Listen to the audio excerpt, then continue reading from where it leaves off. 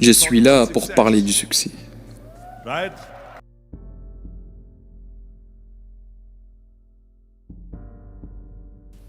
La première règle du succès, c'est d'avoir une vision. Si vous n'avez pas la vision de où vous allez, vous tournerez autour et finissez nulle part. C'est comme si vous avez le meilleur navire au monde ou le meilleur avion. Si le pilote ou le capitaine ne savent pas où aller, ils vont juste tourner autour et finir nulle part, voire même à la mauvaise destination. J'étais vraiment chanceux d'avoir découvert ma vision.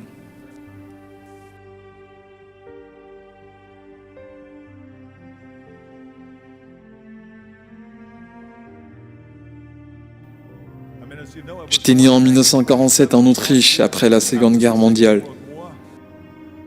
J'aimais pas vraiment l'Autriche quand je grandissais. J'étais impatient de le quitter. Je ne me voyais pas devenir cultivateur ou travailler dans une usine ou quelque chose pareil.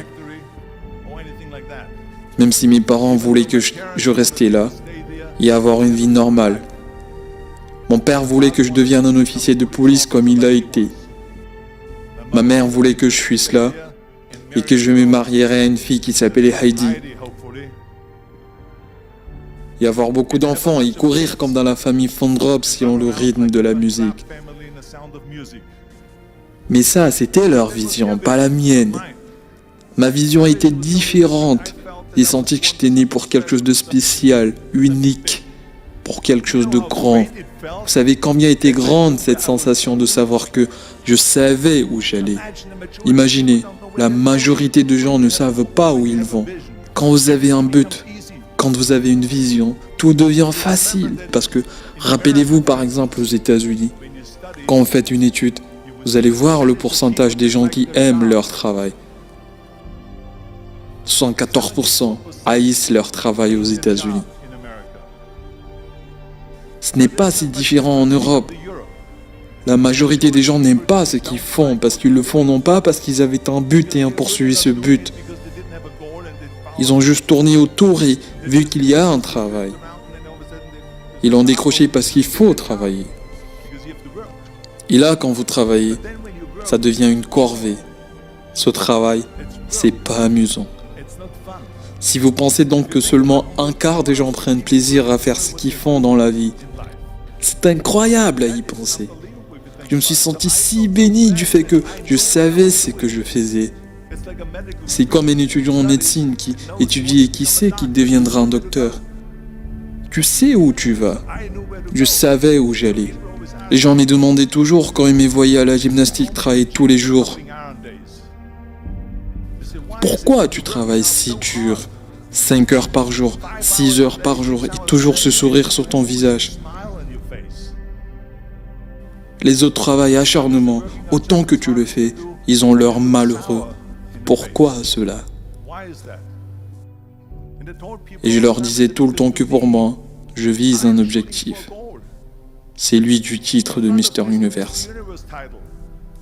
Chaque répétition que je faisais me rapprochait de cet objectif et faire de cet objectif, de cette vision, une réalité. Chaque série que je faisais, chaque répétition me rapprochait d'un pas à faire de cet objectif une réalité. Alors j'étais impatient à faire des squats avec 225 kg. J'impatientais à faire une autre développée couchée avec un poids de 225 kg. J'impatientais à faire une autre série de 2000 abdominaux. J'étais impatient pour le prochain exercice, pour ces demi-heures à se photographier et toutes ces choses à faire pour devenir un champion. Et à l'âge de 20 ans, j'étais à Londres. Je gagnais le titre de Mister Universe étant le plus jeune Mister Universe de l'histoire. Et c'est parce que j'avais une vision. Alors laissez-moi vous dire quelque chose. Visualisez votre objectif et allez vers ces derniers rangs, ce parcours amusant. Vous devrez avoir un but, peu importe ce que vous faites dans la vie, vous devriez avoir un objectif. Donc, règle numéro 1, ayez une vision. La deuxième règle, c'est de ne pas écouter les défaitistes. N'écoutez pas les défaitistes. Dans tout ce que j'ai fait, la chose que j'entendais de la part des autres, c'est « Non, c'est impossible. Ceci n'est pas réalisable. Alors quand quelqu'un me disait « ce n'est pas réalisable », moi j'entendais « c'est réalisable ». Quand ils disent non, j'entendais oui. Et quand ils disent que c'est impossible, j'entendais que c'est possible. Je suis un fervent croyant de ce qu'avait dit Nelson Mandela, que tout est presque impossible jusqu'à ce que quelqu'un le fasse. Et je leur ai dit, je serai celui qui va le faire et je vais leur montrer que c'est possible. Peut-être que ça n'a jamais été fait avant, moi ça me va bien, mais je vais le faire. Et j'ai pas écouté les défaitistes.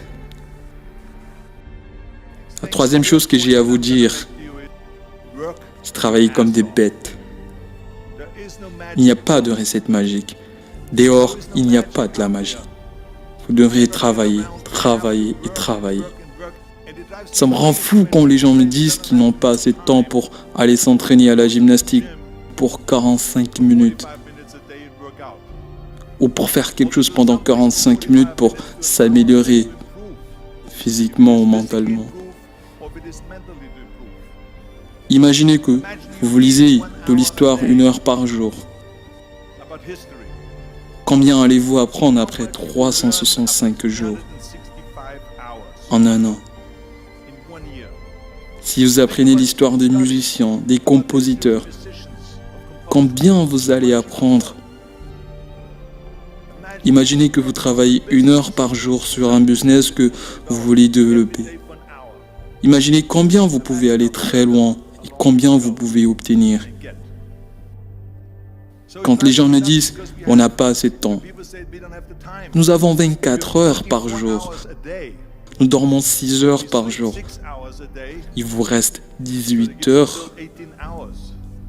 Et je vois quelqu'un hocher sa tête en disant « je dors pas 6 heures, je dors 8 heures ».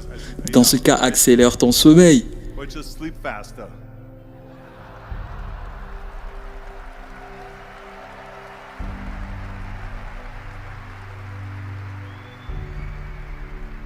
Nous avons donc 18 heures par jour.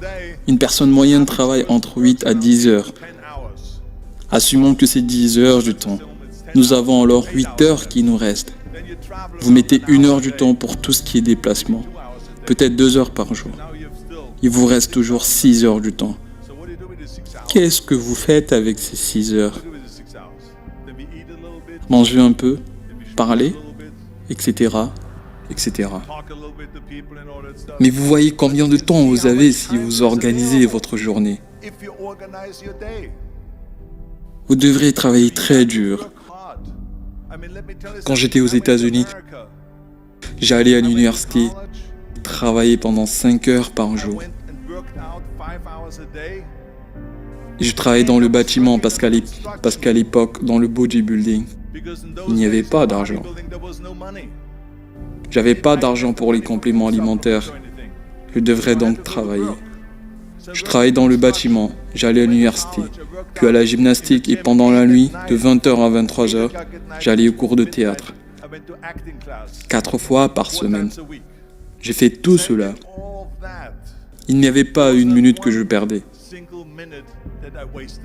Je commençais à être très proche amicalement avec Mohamed Ali dans les années 70. Et Mohamed Ali travaillait acharnement. Je l'ai vu. Et je me rappelle une fois quand il faisait ses exercices d'abdominaux. Une personne lui avait demandé combien d'abdominaux il faisait. Et il répondit « Je ne commence à compter que quand ça commence à faire mal. » Pensez à cela. Il commence à compter ses abdominaux que quand il commence à sentir la douleur. C'est là où il commence à compter. C'est ça, travailler acharnement. Je crois à ce qu'avait dit Ted Turner. Travaillez d'arrache-pied et faites votre publicité.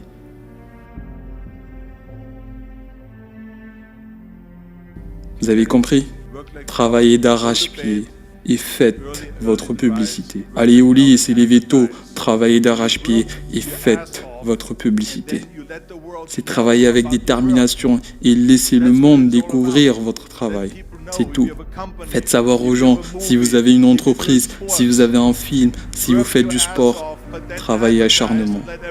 Puis faites votre publicité pour que tout le monde le sache.